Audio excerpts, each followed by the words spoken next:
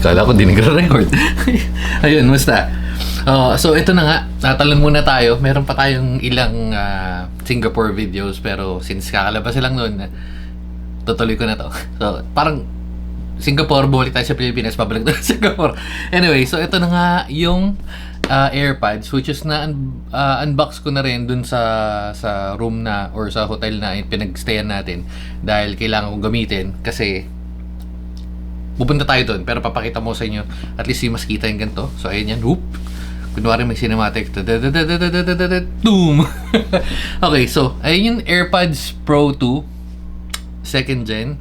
Pag binuksan mo ganyan, yan, etong ano na yun sa ilalim, yan yung nakalagay sa ilalim, pero kasi may mga serial kaya di ko papakita.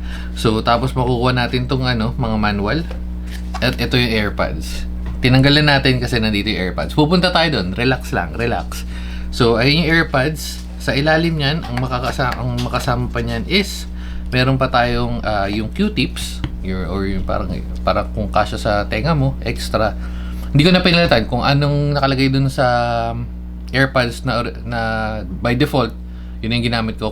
Sakto naman, feeling ko kailangan mag-adjust ng onte, pero okay na yun. Okay na sa akin yun. So, in short, yan yun. Okay, balik natin yan. And then yung kable. Ang ganda palang kable niya, braided yung kable ito. Okay, so yun na yun. Yun na yung quick unboxing. Malamang marami na rin nang gumawa doon. At sobrang late na natin ito na ginawa. Pero ang tungkol sa video na to is kikwentuhan ko na lang kayo kung anong story nun. Kaya tayo na pabili. So yun nga sinasabi. Kaya kung hinahanap yun na sa AirPods, pupunta tayo doon. Pero before that, hindi naman talaga tayo bibili. Ang nangyari kasi is ito dapat talaga yung bit natin. Yung nabili natin before tayo umalis, which is yung JBL Wavestream 2. Maganda naman to. Okay naman, maganda yung tunog. Although yung mic is hindi masyado. Pwede na pero hindi masyado. So ito dapat yung bit natin. Kung napapansin nyo, kulay black siya. At ito yung ito yung katabi nito, yung green. So yung paalis na, dahil nga nung paalis tayo nung Singapore, dapat ang alis natin is nung Tuesday yata. Tuesday parang nangyari, pero umalis tayo nung Monday. So ito yung nabitbit ko, na nakasalagay kasi sa lamesa. Pag bit natin, boom!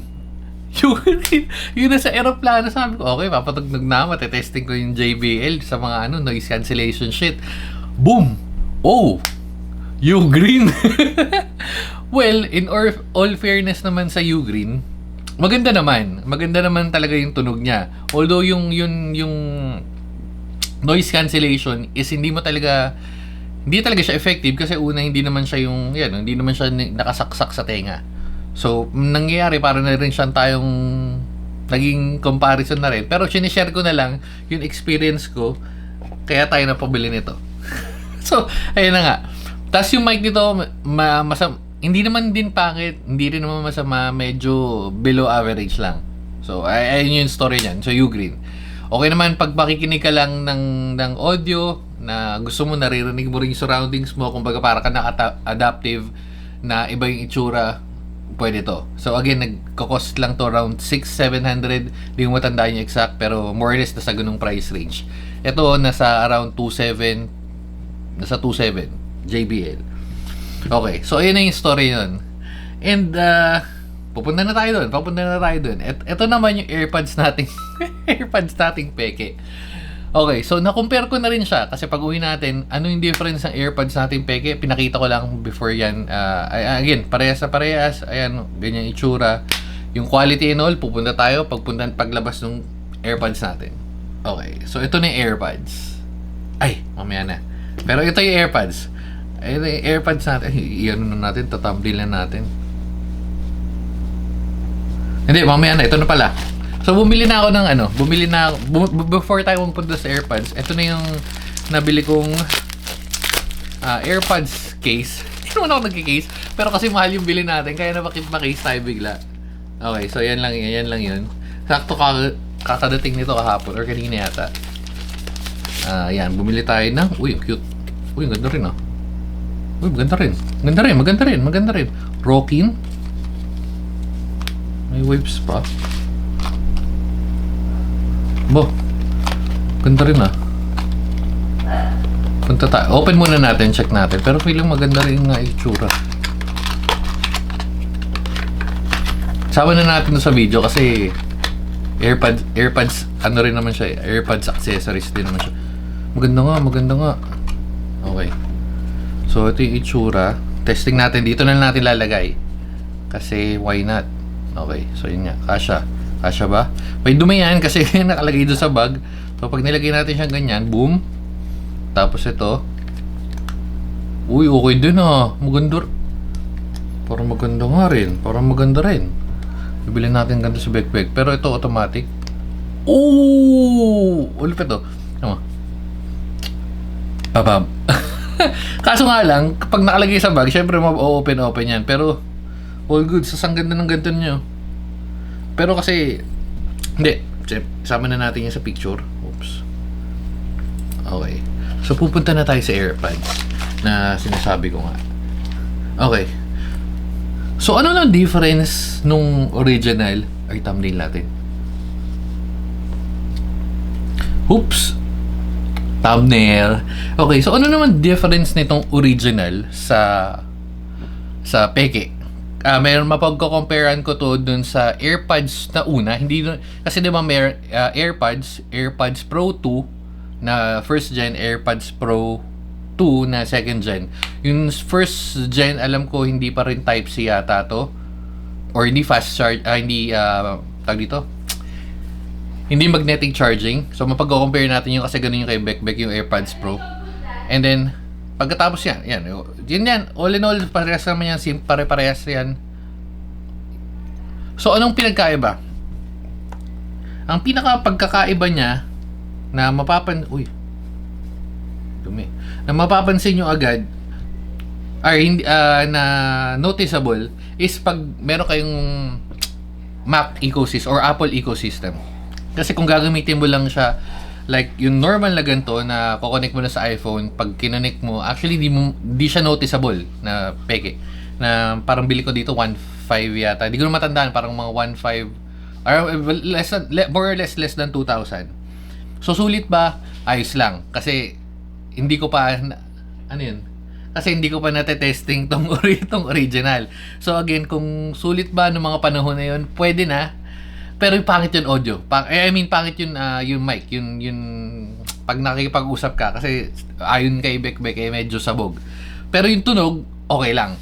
Tapos nandun na rin yung function niya na wala sa aking cellphone ko. Nandun na yung noise cancelling, adaptive, and transparency. Kala ko gumagana.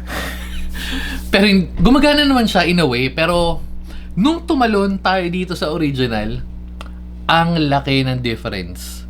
Sobrang layo. So ngayon, kung worth it ba kumuha ng ganito?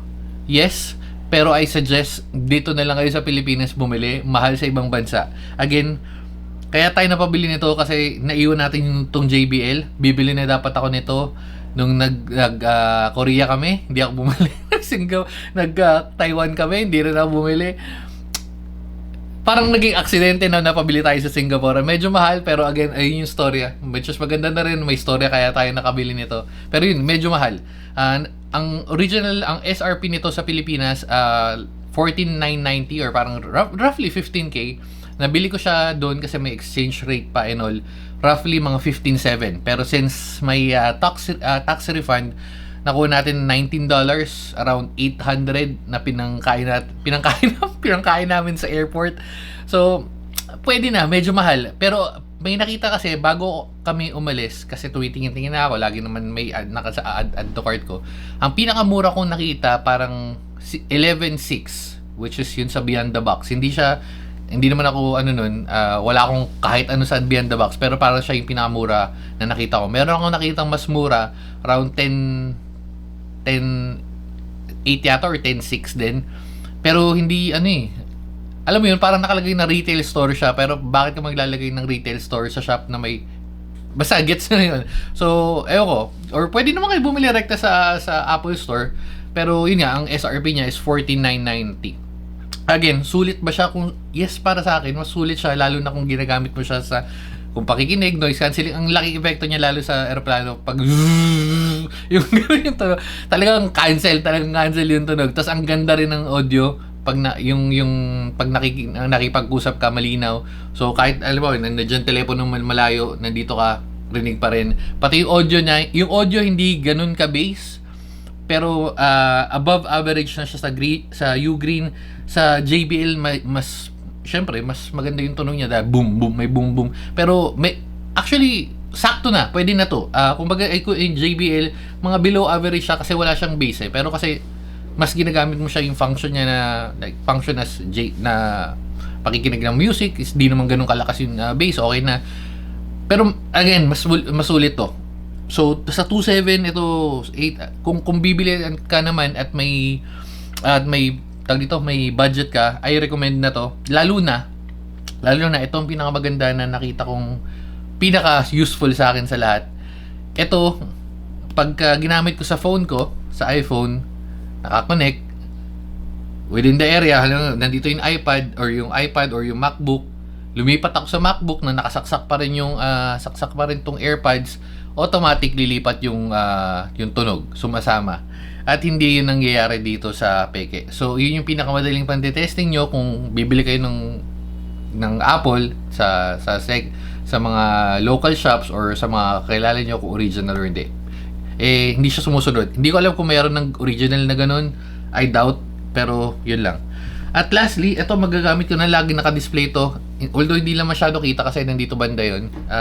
Naka-display to sa ano natin. Hindi naman naka-display. Nakalapag sa harap ng MacBook natin. Ito na yung ginagamit ko pang charge. Ayan o. Hindi nakaayos. Oops. Baliktad ba? Ayan o. Nagcha-charge. Ay, hindi ka nakita. Ayan, nag-charging. Actually, kahit yung pege gumagana. Kaya medyo mahirap ma-determine. Ayun o. Kita nyo. Tumunog. Ayun lang. Ayun yung kwentong AirPods natin. AirPods unboxing / kwento. So, overpriced natin nabili pero ganun talaga eh. Minsan napapabili tayo ng mahal eh. Sige na, yun lang. Dito na natin tatapusin. Bye bye na guys. Babu.